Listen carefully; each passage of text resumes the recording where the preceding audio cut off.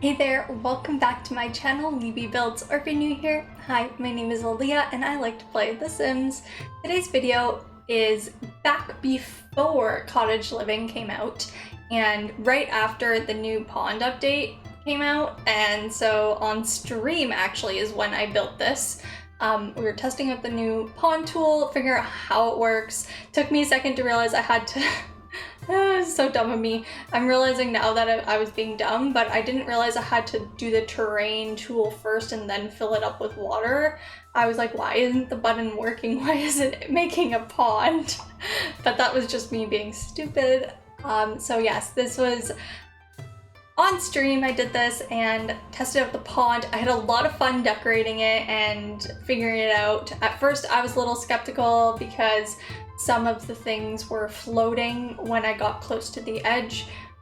If they were pond items, like the lily pads, I couldn't get them too close to the edge or they would like float off the surface. But then using the regular plants, I could put them on the edge and they would work and kind of blend it and not float. So it ended up working out in the end, but at first I was like, oh, I don't know. And I think my entire opinion about the pond tool changed when I realized that I could build on top of it. And as you can see, I just put down a deck, or what is it called? Dock. I put a dock off the edge. I couldn't remember the name. I put the dock off the edge, and when I did that and I put like the stilts on it, my entire world changed. I was like, it's like Sulani, I can like build on the water, but anywhere. Like I can do that anywhere. And there's so many times I've put water, like using the pool tool around a house, and then when you get up to the house or up to the thing, it like becomes a normal foundation. There's not, and then you can see grass underneath and it's not like floating. And it always just kind of ruined the vibe. Not like too much, but enough for me to be upset about it. And now that's not a worry. I could make an entire lot a pond and put a house on top of it and it would be fine. Like this entire lot could have been a pond. I didn't because I wanted to build a cute little house in Mount Komorebi, but you know, I could have. That's what I'm saying. So yeah. Also just in general, beyond the pond tool and testing that out, testing out the animals and how they're like little like pictures of like, here's where a duck will spawn, which is kind of interesting.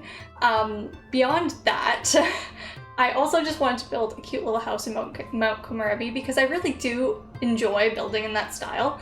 I didn't think I would when Snowy Escape came out, but when it did, I was like really enjoying building in that style, and so that's kind of what I did here, is just kind of had fun with that, having fun with that different style, giving a little different vibe than, you know, we've all been thinking about farms lately and cottages and just like all that cozy stuff, that I was like, you know what, let's go to Mount Komorebi and test out the pond tool there, because when I thought ponds, I thought of Mount Komorebi because one of the builds I had done when the pack first came out is one of those like pond things I made out of the pool tool, and I did that all around the house. And so I was like, okay, why don't I do something similar and do that again, but do it with the new pond tool instead. So it's not the exact same home at all, it's not the same shape, but it's the same like idea how there's like a pond in Mount Komorebi with a like Japanese style home. That's the only like relevance or similarity.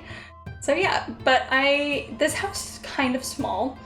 It's not a tiny home or anything, because there's so much decking and docks around that's too many tiles, but the actual house isn't that big. The main level, you've got the small little kitchen and an island it's not actually an island, it's made out of normal counters, so you can't put stools up to it, but it's still an island. And then there's like a small little seating area with two chairs, sorry, not two tables, two chairs. It's like the little tiny living one. So there's not really a good dining space inside, but there is the one outside if you had too many Sims to fit that.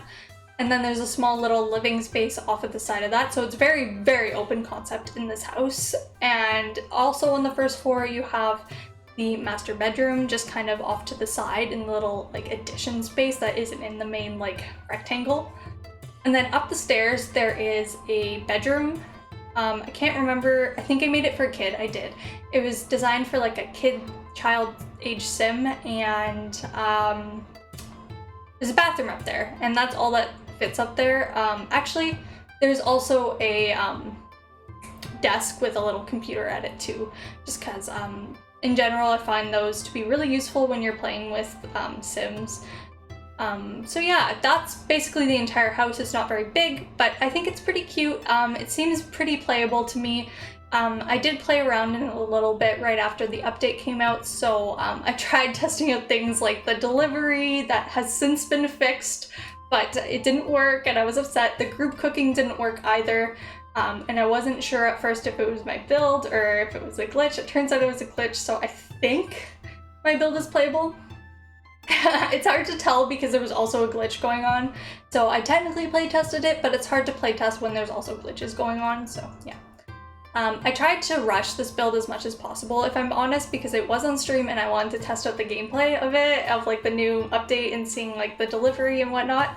So I think it came together really well and really easily though, and I really am happy with how it turned out. So this is a very affordable home. That's what happens when I build fast, is I don't have time to like spend too much money in the home with clutter, and I think it still looks good.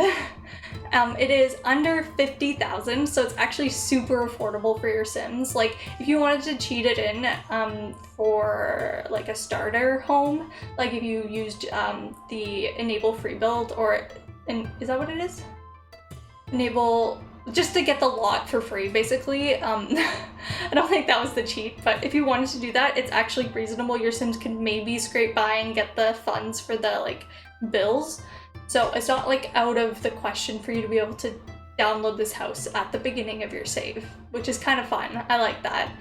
And it also has a cool pond that you can stock up with your fish that you catch, which is super cool. I haven't actually tried doing that yet because I couldn't find a fishing spot in this neighborhood of Mount Komorebi, so I have to try that still, but I will, do not worry. Let me know what you think about the pond tool. Let me know. And let me know what you think about this build, and I will leave you to the screenshots, and I will see you in the next one. So make sure you hit that subscribe button if you haven't already to get that notification bell checked off so you can know when my next build comes out. So yes, for now, I will say goodbye and enjoy the rest of your day. So bye everyone!